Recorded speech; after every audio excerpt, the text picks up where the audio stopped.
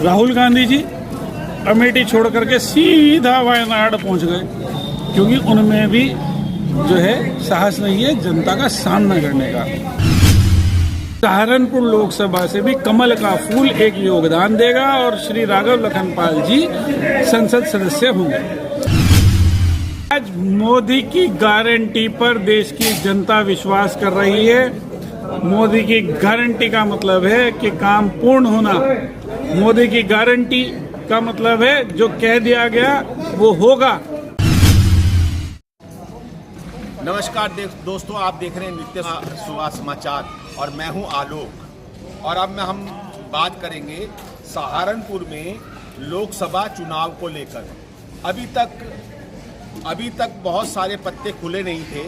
अब समाजवादी पार्टी और गठबंधन ने अपने पत्ते खोल दिए हैं, यानी कि यहाँ से सहारनपुर से इमरान मसूद को उतारा है। तो वहीं पर भारतीय जनता पार्टी ने भी बहुत मंथन के बाद राघव लखनपाल को अपने प्रत्याशी के रूप में यहाँ से चुनाव में उतारा है। अब किस तरीके से है, क्या होगा, हमारे साथ भारतीय जनता पार्टी के क्षेत्रीय प्रवक्ता हमारे साथ मौजूद हैं। उनसे बात करेंगे, उनसे समझने की कोशिश करेंगे, उनसे जानेंगे कि चुनाव किस करवट बैठेगा, यानी कि ऊंट किस करवट बैठेगा। हमारे साथ गौरव गर्ग जी हैं, क्षेत्रीय सह प्रवक्ता हैं, इनसे बात करेंगे। जी गौरव जी, आपका स्वागत है। धन्यवाद। सबसे पहले तो आज होली के पावन पर्व की सभी देशवासियों को बहुत बहुत शुभकामनाएं। रंगों का ये त्यौहार सभी के जीवन में उल्लास और समृद्धि लेकर आए, ऐसी मेरी शुभकामनाएं सभी को। अच्छा, तो आज सुना है कि भारतीय जनता पार्टी ने अपना प्रत्याशी घोषित कर दिया है। कौन प्रत्याशी होगा?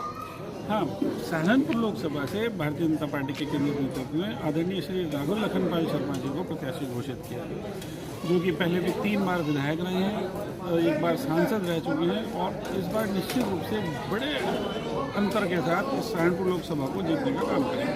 देखिए, आपकी पार्टी का एक नारा है, अब की बार 400 के पार। विपक्ष कह रहा है ये तो सब हवा है, क्या कहना चाहेंगे आप? देखिए, निश्चित रूप से अब की बार 400 पार है, इसमें कोई शक नहीं है। और रही जहां तक आपने बात की विपक्ष की, तो आप देखिए कि किस प्रकार से कांग्रेस के जो शीर्ष नेतृत्व है वो स्वयं ही उनमें साहस नहीं है लोकसभा चुनाव लड़ने का। कांग्रेस की शीर्ष नेता श्रीमती सोनिया गांधी जी, वो लोकसभा चुनाव से पहले ही मैदान छोड़ करके भाग गई, राज्यसभा के थ्रू जो है वो सदन में पहुंची है। उनमें साहस नहीं था लोकसभा चुनाव लड़ने का।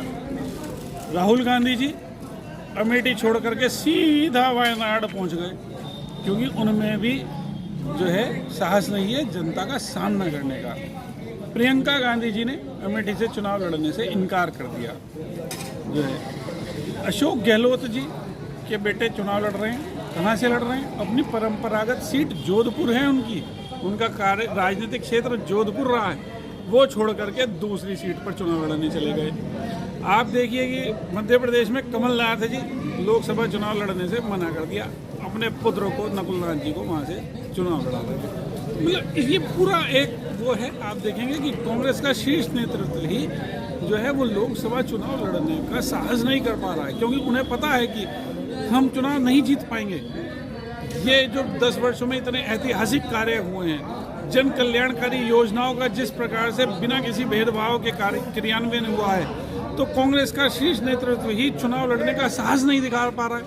इसके विपरीत आप एक चीज़ और समझिए, 2014 का जब लोकसभा चुनाव था, उस समय उत्तर प्रदेश में हमारे 10 सांसद थे, 80 में से मात्र 10 थे।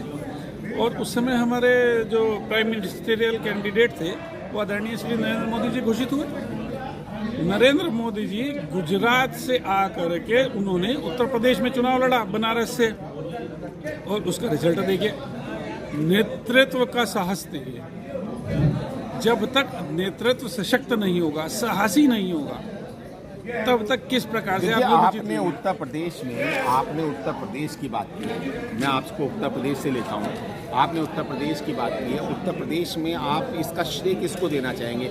अगर उत्तर प्रदेश में आपकी सर्वाधिक सीटें आती हैं, जितनी भी आप समझ रहे हैं, अगर सर्वाधिक, इसका श्रेय किसको देना चाहेंगे? मोदी जी को या योगी जी को? लेकिन निश्चित रूप से मोदी जी का और योगी जी का करिश्माई नेतृत्व है। कि उन्होंने जो है जो कहा उसको डिलीवर किया, उससे अधिक डिलीवर किया। 14 में मैंने जैसा अभी कहा कि मोदी जी गुजरात छोड़ करके बनारस से चुनाव लड़े, उत्तर प्रदेश से। उन्होंने साहस दिखा। भारतीय जनता पार्टी के प्रत्येक कार्यकर्ता में एक जोश आया, एक साहस आया। उन्होंने विश्वास था कि कार्यकर्ताओं के दम पर चुनाव जीतेंगे।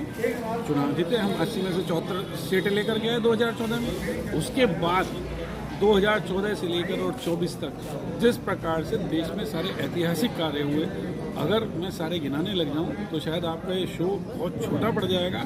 अगर आप 2 घंटे 4 घंटे का भी शो चलाएंगे तो शायद वो जो विकास कार्य हुए हैं उनका वर्णन नहीं किया जा सकेगा। अच्छा, आपने इस बार बड़े हारे हुए प्रत्याशी पे अपना दांव खेला है, यानी कि भारतीय जनता पार्टी के शीर्ष नेतृत्व ने बहुत हारे हुए प्रत्याशी पर अपना दांव खेला है। ऐसे में आपका क्या मिरेकल है, क्या संभावनाएं हैं जिसमें आप उसको जीत के उस पार ले जाएंगे? देखिए, हारा हुआ प्रत्याशी कहना गलत होगा।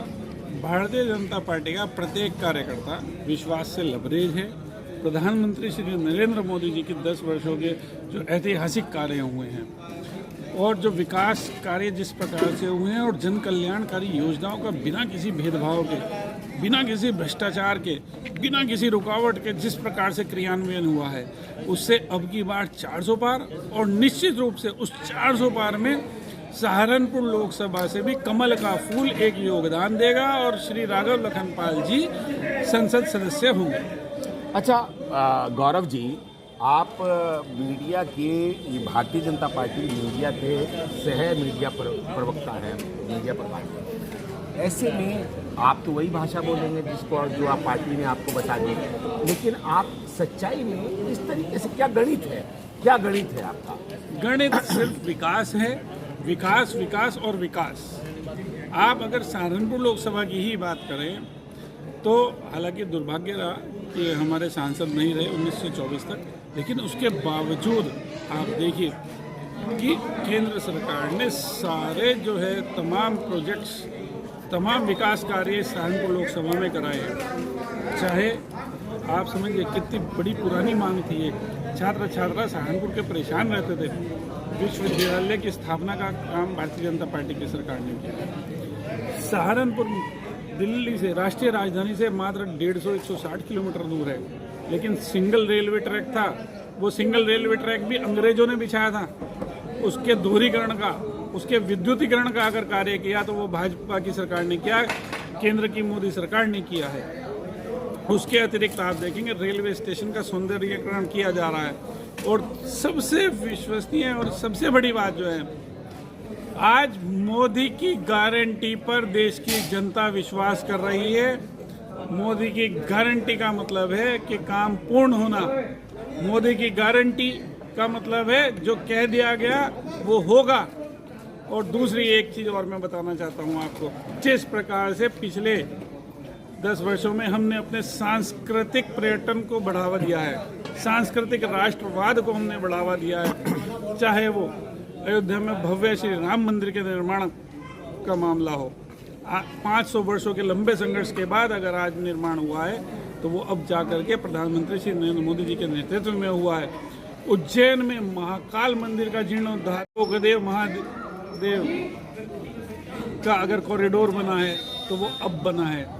उसके अलावा मथुरा, वृंदावन और जो है सभी जगहों पर इस प्रकार का जो है सभी कार्य, विकास कार्य चल रहे हैं। और हम सहारनपुर लोकसभा की बात अगर करें तो पिछले दिनों आपको पता होगा, आप जानते हैं कि मां शाकुंभरी देवी के समेकित विकास के लिए 50 करोड़ रुपए का बजट उत्तर प्रदेश सरकार ने माननीय। अच्छा गौरव जी, मैं आपसे एक बात पूछना चाहूँगा। आपका एक नारा था कि अभी तो एक झांकी है, मथुरा काशी बाकी है। ये क्या था?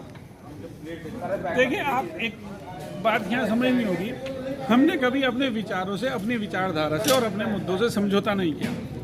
जनसंघ के समय से जिन विषयों को लेकर के हम आगे बढ़े 1952 में, जो हमारे विषय थे, चाहे वो धारा 370 हटाना हो, जिसके लिए हमारे श्रद्धेय श्यामा प्रसाद मुखर्जी जी ने अपना बलिदान दे दिया, चाहे अयोध्या में भव्य श्री राम मंदिर का निर्माण हो, हम अपने विषयों से कभी भटके नहीं, अपनी विचारधारा से हमने कभी समझौता नहीं किया। सत्ता में आए नहीं आए, कम हुए ज़्यादा हुए, लेकिन हमने अपनी विचारधारा और अपने विषयों से समझौता नहीं किया। हम सन 1952 से जनसंघ के समय से लेकर के अपने उन विषयों को लेकर के आगे बढ़े। अच्छा, और इसका मतलब इस बार 400 के पार, इस बार निश्चित रूप से 400 पार, और मुझे आश्चर्य होगा अगर कांग्रेस 20 सीट भी जो है प्राप्त कर ले तो लोकसभा में। देखिए, अभी हम बात कर रहे थे भारतीय जनता पार्टी के क्षेत्रीय सह प्रवक्ता मीडिया प्रभारी गौरव गर्ग जी से। उन्होंने बेबाकी से ये बताया है कि उनका जीत का आंकड़ा क्या होगा। यहाँ से सहारनपुर से भारतीय जनता पार्टी के प्रत्याशी के रूप में अब डिक्लेयर हो चुके हैं राघव लखनपाल, और अब उनकी जीत को सुनिश्चित करने के लिए गौरव गर्ग जी ने बहुत आंकड़े बताए हैं। उन आंकड़ों की कितनी सच्चाई है, धरातल पर वो कितना सही उतरेंगे, कितना सटीक उतरेंगे, ये तो भविष्य के गर्भ में है। देखना ये है कि इनकी बात सही होती है या विपक्ष का जो दावा है वो सही होता है। अपनी सहयोगी साक्षी के साथ मैं आलोक तनेजा, नित्य सुबह समाचार, सहारनपुर।